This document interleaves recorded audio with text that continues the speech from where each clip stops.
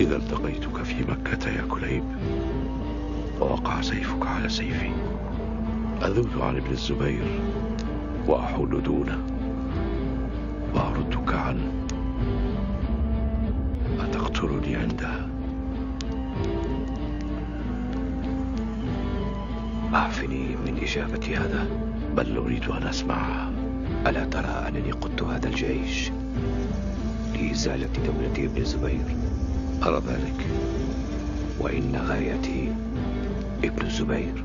هو غايتك، وأنت تحول بيني وبين غايتي. إن كان الأمر كذلك أقتل من يحول بيني وبين بلوغ غايتي.